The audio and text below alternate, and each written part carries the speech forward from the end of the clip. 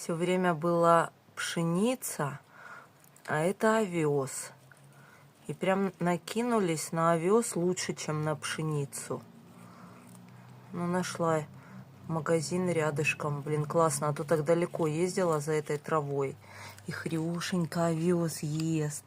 Боже мой, чавканье происходит.